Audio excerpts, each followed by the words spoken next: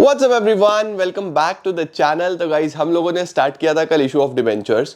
Issue of debentures के कुछ topic हमने कल देखे थे जो कि बहुत शानदार थे। आज उन्हीं शानदार टॉपिक्स को आगे बढ़ाएंगे और आज कुछ नए टॉपिक्स देखेंगे, चैप्टर को एंडिंग की तरफ लेके चलेंगे। तो चलिए शुरू करते हैं। कल मोस्ट प्रोबेबली डिबेंचर्स आपका कंप्लीट हो जाएगा। कल शायद मुझे 2 वीडियोस करनी पड़े क्योंकि चैप्टर तो कल करना है, बट हम लोग कर लेंगे। चलिए लेट्स बिगिन।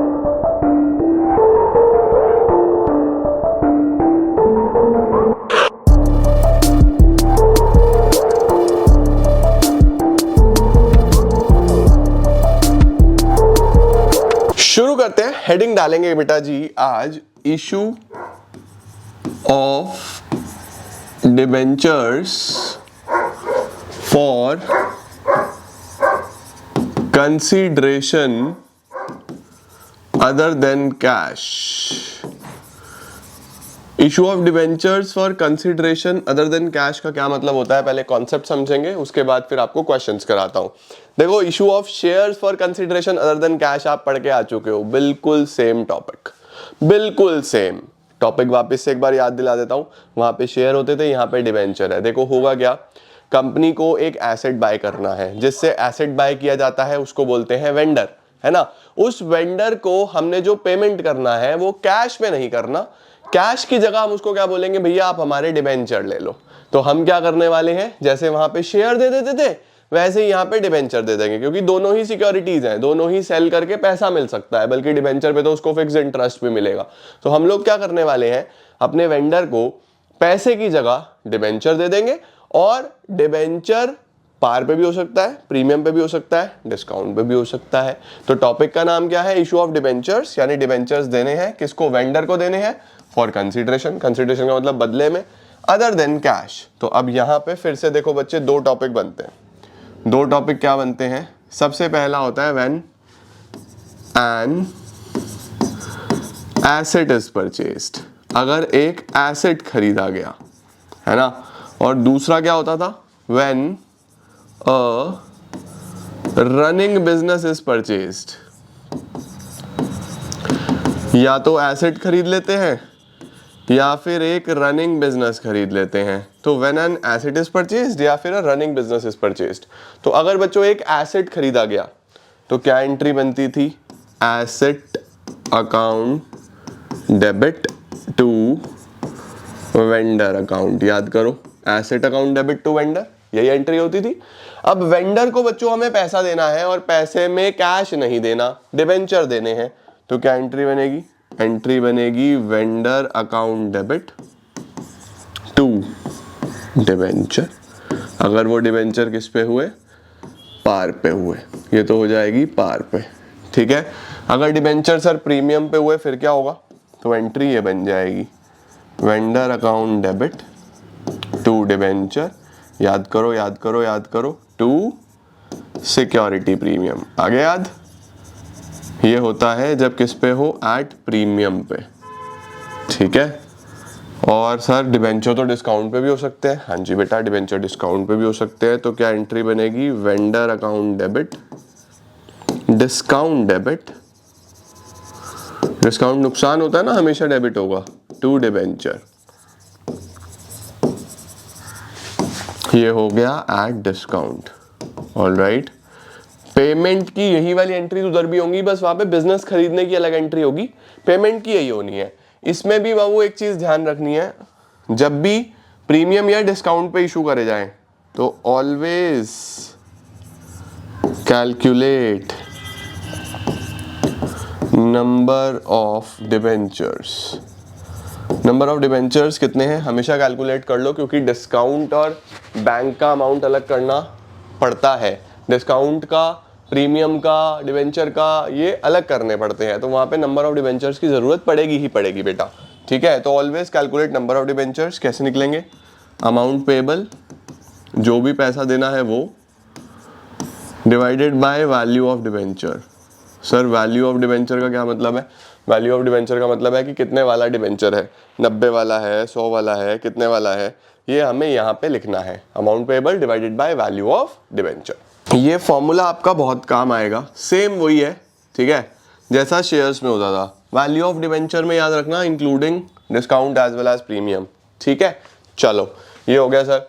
अब सर अगर कोई रनिंग बिजनेस खरीदा, फिर देखो अगर कोई रनिंग बिजनेस खरीदोगे आप लोग तो बहुत सारे एसेट्स भी होंगे, बहुत सारी लाइबिलिटीज भी होंगी, है ना। एसेट्स दिए होंगे आपको, stock, debtor, land, building, plant, machinery, सारे एसेट डेबिट कर देना बिना सोचे, टेंशन फ्री होके। तो यहाँ पे क्या करना, रनिंग बिजनेस वाले केस में सीधा सीधा एसेट्स अकाउंट डेबिट, जितने भी एसेट्स हैं सब डेबिट कर देना to liabilities and to vendor. Vendor में क्या आता है बेटा, वेंडर में आता है परचेज कंसिडरेशन। परचेज कंसिडरेशन का मतलब होता है जितने में डीलिंग हुई है। ठीक है, सपोज बिजनेस में एसेट्स और लाइबिलिटीज हैं, एसेट्स हैं 100 रुपए के, लाइबिलिटीज हैं 10 रुपए की, और डीलिंग हुई है 120 रुपए के, है ना। तो जितने में भी आपने डील करा है वो इधर आ जाता है। अब देखो ये दोनों साइड मैच नहीं हो रहा, कभी भी डिफरेंस आ जाए और डिफरेंस डेबिट में आए बच्चा, डिफरेंस अगर डेबिट में आया तो क्या लिखना है, गुडविल, गुडविल अकाउंट डेबिट। अगर डिफरेंस यानी बैलेंस इधर आ रहा है और अगर यही बैलेंस क्रेडिट में आ रहा है तो क्या लिखना है, सेम कैपिटल रिजर्व। अब तुम शेयर्स पढ़ के आ गए हो, तुम्हें समझ में आ गया होगा कैपिटल नेचर का कोई भी प्रॉफिट हो तो कैपिटल रिजर्व में जाता है। जैसे फॉर फीचर वाला प्रॉफिट कैपिटल रिजर्व में जाता था ना, वैसे ही होता है। तो ध्यान रखना इसमें से और इसमें से एक आएगा बच्चों, हमेशा, ऑलवेज वन। ठीक है, उसके बाद जो आपने उनको डिबेंचर्स दिए हैं, डिबेंचर्स के लिए यही वाली एंट्री हो जाएंगी, पार, प्रीमियम, डिस्काउंट वाली, ये एंट्री सेम हो जाएगी। पहली वाली एंट्री बस ये है एसेट वो बिजनेस खरीदने की, बाकी पेमेंट करने की यही एंट्री बनती है। तो ये पूरा कॉन्सेप्ट है जो मैंने एक ही जगह आपको लिखवा दिया। ये बेटा आना ही आना है कॉन्सेप्ट आपके एग्जाम में, चाहे शेयर से आए चाहे डिबेंचर से आए, ये आएगा। तो इसको छोड़ के तो बिल्कुल मत जाना, बहुत इजी है, बहुत सिंपल है, बहुत अच्छे से कर लेना बच्चों इसको। ओके, प्लीज ध्यान से देखेंगे इसको, राइट। चलो जी, अब मैं आपको इसके क्वेश्चंस करा दूं। हाँ, आप चलो जल्दी से इसका स्क्रीनशॉट लो, हम क्वेश्चंस पे चलेंगे। ये आ गए हमारे सामने क्वेश्चंस, और क्वेश्चंस में क्या लिखा है, आ जाओ। सबसे पहले पहला सवाल करेंगे, क्वेश्चन नंबर 1। दो ही देखो मैंने आपको केसेस लिखवाए, दोनों के मैं आपको क्वेश्चंस करा रहा हूं, कॉन्सेप्ट आपका हो जाएगा मजे में। देखो लिखा है, company purchased assets of ₹9,90,000 from another company. एक कंपनी ने एसेट खरीदे हैं 9,90,000 के एक और कंपनी से। तो आप क्या एंट्री करोगे सर? सबसे पहली एंट्री होगी asset account debit, asset account debit to, देखो कंपनी का नाम नहीं दिया हुआ है, जस्ट अनदर कंपनी लिखा हुआ है, तो टू वेंडर अकाउंट ही लिख देंगे हम। 9,90,000 के एसेट्स हैं। अब इसका पेमेंट कैसे हुआ है ये सबसे इंपॉर्टेंट है। देखो लिखा हुआ है the purchase consideration is to be paid, payment हुआ है by issuing 11% debentures of 100 each. हमने डिबेंचर्स इशू कर दिए हैं, यानी पेमेंट में डिबेंचर दिए हैं। शेयर भी दे सकता था, वो आपने शेयर्स में सीखा है। कैश देता तो टू कैश लिख दूंगा मैं। ओके, अब 3 केस बना रहा है कि तीनों में एंट्री करके दिखाओ। अगर पार पे दिए फिर तो बहुत सिंपल एंट्री हो जाएगी, vendor account debit to 11% debentures, कितना 990। देखो बेटा पार पे तो कोई प्रॉब्लम ही नहीं है, हमने सीधा सीधा उतना ही अमाउंट नीचे रख दिया। अगर यही प्रीमियम पे है 10% के तो फिर क्या एंट्री होगी? देखो फिर एंट्री होगी vendor account debit to 11% debentures to security premium. ठीक है, अब देखो बच्चों वेंडर में तो आएगा 9,90,000, क्योंकि आपने इसको 990 देने हैं। भाई तुमने अगर एसेट 990 का खरीदा है तो 990 देने हैं ना। अब यहां पे कंफ्यूजन होता है कि डिबेंचर में कितना और प्रीमियम में कितना। तो देखो 100 रुपए के डिबेंचर थे तो 100 तो डिबेंचर में आएगा। ओके, 10% के प्रीमियम पे 10 रुपए प्रीमियम में आ जाएंगे। अब अगर किसी तरीके से ये पता चल जाए ना कितने डिबेंचर दिए तो हमारा काम हो गया। तो हम क्या कैलकुलेट करेंगे? हम कैलकुलेट करेंगे नंबर ऑफ डिबेंचर्स। कैसे? मैंने आपको सिखाया, जितना पैसा देना है अमाउंट पेबल डिवाइडेड बाय जितने का डिबेंचर है। 100 वाला 10% के प्रीमियम में दिया तो 110 का हो गया। 110 का हो गया या नहीं हो गया? तो यहां से आपके पास नंबर ऑफ डिबेंचर्स आ गए, 0 से 0 खत्म हो गया। 11 इंटू 999, 9,000 डिबेंचर्स आ गए बच्चों। तो अब आपको क्या करना है? सिंपली 9,000 से मल्टीप्लाई कर देना है। 9,000 डिबेंचर्स आ गए, देखो यहाँ से 9,000 डिबेंचर्स, तो 9,000 इंटू 10, 90,000 इसमें आ जाएगा, 9,000 इंटू 100, 9 लाख इसमें आ जाएगा। देखो 9,90,000 टैली कर गया या नहीं कर गया? दिस इज हाउ बच्चे आप डिबेंचर्स ऑफर करते हो प्रीमियम पे। ठीक है सर, डिस्काउंट वाला केस भी समझा दो जल्दी से। डिस्काउंट ऑफ 10% अगर मैं बोलूं तो फिर क्या करना है? देखो vendor account debit, vendor account debit, discount account debit to 11% debentures. अब कितने के डिस्काउंट पे? 10% के डिस्काउंट पे, तो डिबेंचर में तो 100 ही आएगा, 10 का डिस्काउंट, और वेंडर को आप दे दोगे 90। ठीक है, अब आपको क्या करना है? आपको फिर से निकालना है the value of debentures, number of debentures. तो नंबर ऑफ डिबेंचर्स फिर से कैसे निकलेगा? 9,90,000 डिवाइडेड बाय 90। सर इस बार 90 क्यों आया? बेटा 100 वाला डिबेंचर 10 रुपए के डिस्काउंट पे है, तो 100 में 10 का डिस्काउंट दूंगा तो 90 आएगा ना इस बार। यहाँ प्रीमियम में था तो प्रीमियम में प्लस होता है, राइट? डिस्काउंट है इसका मतलब सस्ते में है, तो 100 माइनस 10 90, तो 0 से 0 कट होगा इस बार, 9191,000, 11,000 डिबेंचर्स आ गए बेटा इस बार, 11,000 डिबेंचर्स। तो 11,000 इंटू 100, 11,000 इंटू 10, 11,000 इंटू 90, तो ये तो आ गया 9,90,000। ठीक है, ये आ गया 11,000 इंटू 10, 1,10,000, और ये आ गया आपके पास 11 लाख। तो आपको डिस्काउंट में 11 लाख रुपए वाले डिबेंचर देने पड़ेंगे 990 में, तभी तो डिस्काउंट होगा। ठीक है या नहीं है? देखो वेंडर को पैसा पूरा मिलेगा, वेंडर को यहाँ पे भी 990 मिले, वेंडर को यहाँ पे भी 990 मिले, वेंडर को यहाँ पे भी 990 मिले थे, क्योंकि हमें उसको देने ही 990 थे। बस फर्क कहाँ पे आता है कि प्रीमियम में कितना आएगा और डिस्काउंट पे कितना आएगा, ये आपको ध्यान से समझ के चलना है। ओके, लो स्क्रीनशॉट ले लो, this is a very good question, आपको आना चाहिए। ये कब चलता है सर? जब कभी एसेट खरीदे एक कंपनी। अब दूसरा ले लें, चला चलाया बिजनेस खरीदे। आओ देखो क्वेश्चन चेक करो। B limited purchased building, B limited ने एक बिल्डिंग खरीदी, एक प्लांट खरीदा, एक फर्नीचर खरीदा, किससे? सी लिमिटेड से। तो वेंडर कौन है? सी लिमिटेड है। ठीक हो गया। तो अब देखो यहाँ पे लाइबिलिटी नहीं है, कोई भी लाइबिलिटी नहीं है, तो इसका मतलब ये भी एसेट्स ही बाय कर रहे हैं, है ना? तो एसेट्स बाय कर रहे हैं, तो हम क्या करने वाले हैं? देखो ये सबको डेबिट कर दो। क्या क्या डेबिट होगा? बिल्डिंग डेबिट, बिल्डिंग डेबिट हो गया, और क्या है? प्लांट डेबिट, और क्या है? Furniture debit. टू किससे खरीदा? ये हमने खरीदा सी लिमिटेड से, सी लिमिटेड। चलो चेक करो, 3 लाख रुपए का बिल्डिंग है, ओके। उसके बाद 280 का आपका प्लांट है, ठीक है। उसके बाद 20,000 रुपए का आपका फर्नीचर है, सही है जी। तो ये तो हो गया बेटा 3 और 3 6 लाख।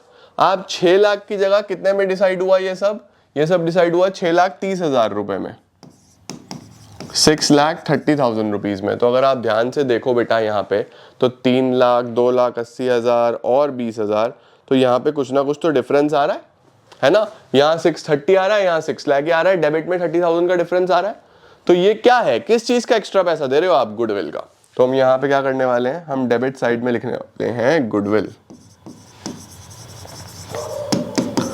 Goodwill debit 30,000। ठीक हो गया।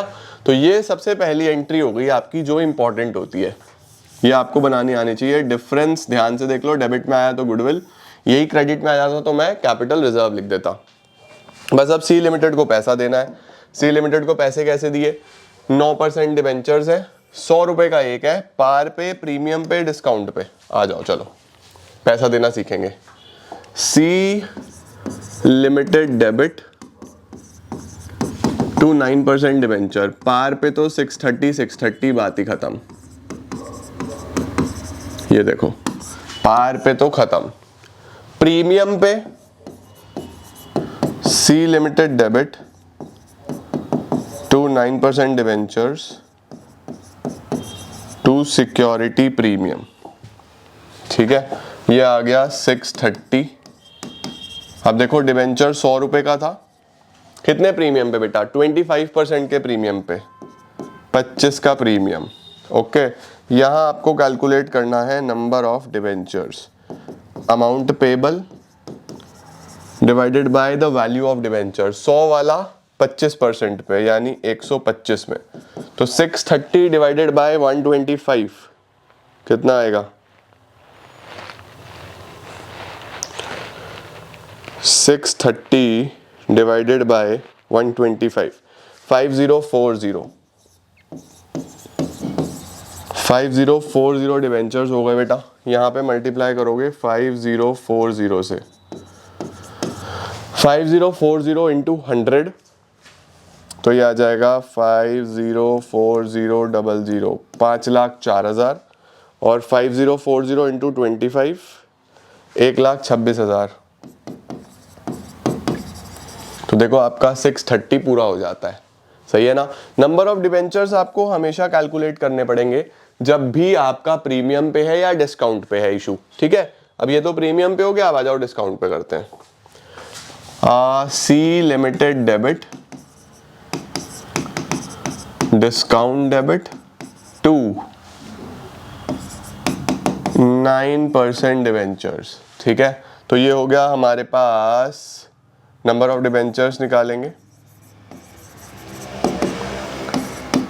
6,30,000 डिवाइडेड बाय